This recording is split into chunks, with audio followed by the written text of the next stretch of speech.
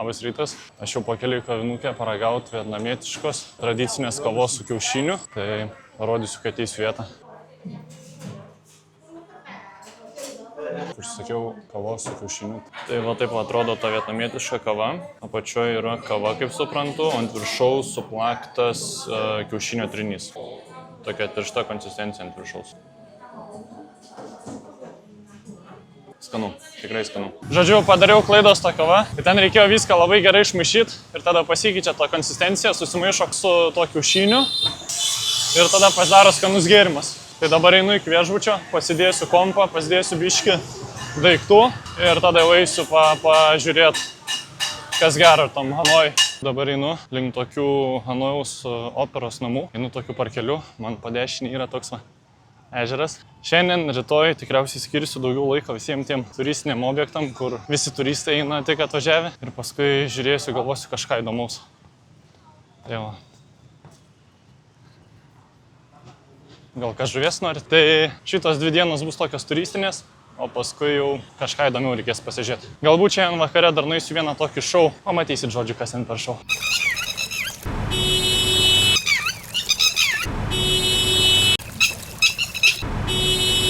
Šiaip po Lietuvos atvažiavus į Vietnamą, tai labai jaučias išmetamosios dujos. Eini ir tiesiog nėra kokio potkio pojūtis visais dūmais. Tai reikia džiaugtis Lietuvoje, kad turim tokį gryną orą. Atėjau aš prie tos operos. Nežinau, pastatas kaip pastatas.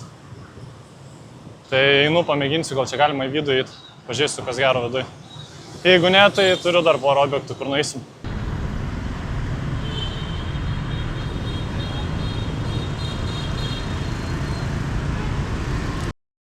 Žodžiu, pabandžiau ten įeit, neradau aš to įėjimo.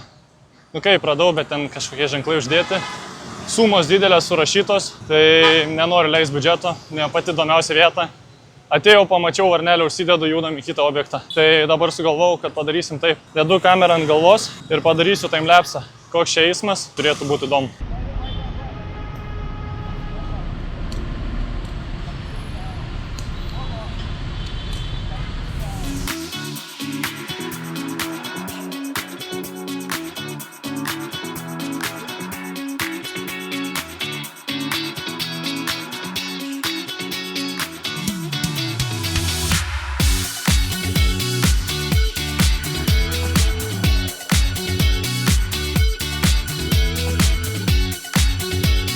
Atėjau į kitą destinaciją, tai yra Hanojaus kalėjimas. Tai pamėginsim užeiti į vidų, kainavo 50 000, tai kas yra netoli 2 eurų. Parodysiu vaizdų iš kalėjimo vidaus ir paskui ten kažkiek istorijos papasakosiu.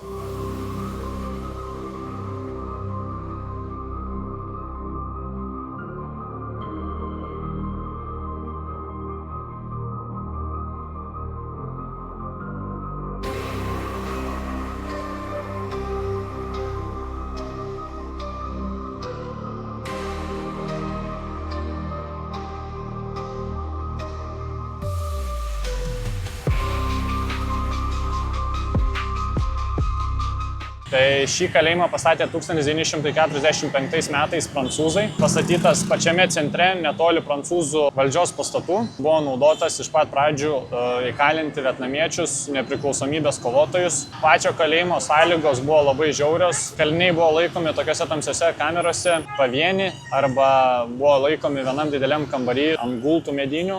Buvo surakintos jų kojos. Taip pat tose kamerose buvo nežmoniškas karštis, lygos. Vietnamiečiai kaliniai buvo politiniai aktyvistai, tokie kaip mokytojai, rašytojai, kurie siekė nepriklausomo Vietnamo. Toliau šį kalėjimą perėmė vietnamiečiai ir jį naudojo laikyti Amerikos numuštų bombonešių pilotus. Tai vienas iš žinomiausių šio kalėjimo kalinių buvo John McCain, kuris buvo JAV senatorius ir būsimas kandidatas į prezidentus. Taip pat ten buvo jo uniforma rodoma, tai irgi įdėsiu nuotrauką. Taip pat vienas iš žinomiausių ir labiausiai džiuginamų įvykių, kuris įvyko šiame kalėjime, tai vietnamiečių nepriklausomybės kovotojai po šiuo kalėjimu išsikasė tunelį 10 metrų ir keli kaliniai pabėgo. Tai įtakoja vietnamiečiam laimėti nepriklausomybę. Tai va, tai tiek tų faktų apie šį kalėjimą. Aš judu dabar pavalgyti. Nenuėjau pavalgyti, nes nuvedė mane kitais keliais. Tai pamačiau čia kažkokią įdomią šventyklą, tai užsukau pirmąją tą šventyklą. Pažiūrėsim, kas toj šventyklai gero ir tada jį suvalgyti. Tai...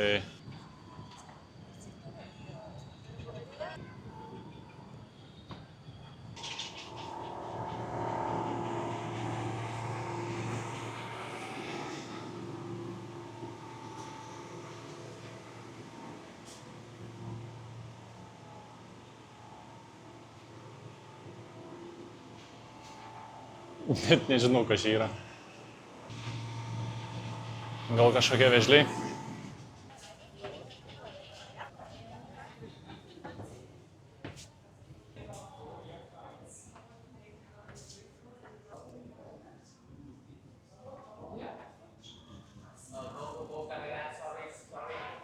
Okei.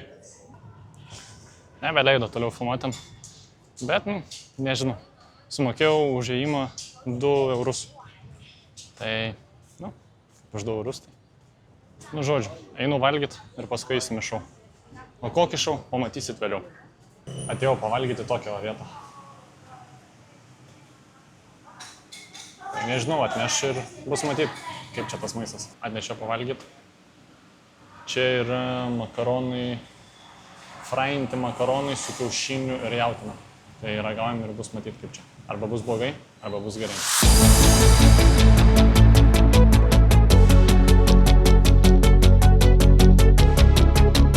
Turiu dar 1 valandą iki ten to šou, tai biškį viešbutį palsėsiu ir sustiksim šou. Wait a moment. You're so tall, so maybe you wait me a second. We ask for the Okay. manager. Okay. After you do the first one. Okay, yeah, perfect. Which one? Number 8.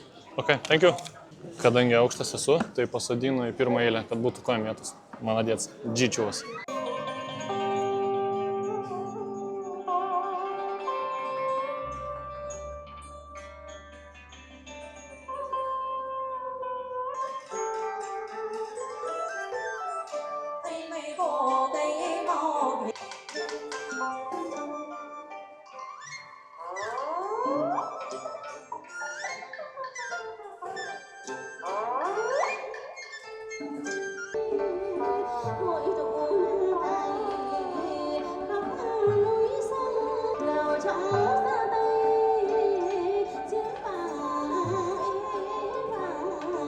Tai buvo vandens lėlių teatras, vienas iš žymiausių Vietname, Hanojuje. Tai yra Vietnamo tradicija, jau tęsiasi 1000 metų. Ir visas šitas teatras kilo iš anksčiau, kai ūkininkai nuimdavo derlių, po derliaus nuėmimo jie tiesiog atšvęsdavo taifą su tokiu teatru. Tai taip ir prasidėjo. O dabar aš einu jau namo ir šiandien dienai viskas, eisiu ilsėtis. O rytoj turėsiu kompanijos, su kuo vėl toliau eisiu ieškoti nuotykių. Rytoj turėtų būti irgi įdomi diena. Tai iki rytaus. Ir jeigu tau patiko mano kūriamas turinys, nuoširdžiai paprašysiu užsiprenumeruok mano kanalą, nes dabar man tai reiškia labai daug. Ir jeigu turi kokių pastebėjimų, kažkokios kritikos, būtinai man parašyk, įvertinsiu. Noriu šitame dalyke tobulėti, augti, o kritika padeda tobulėti.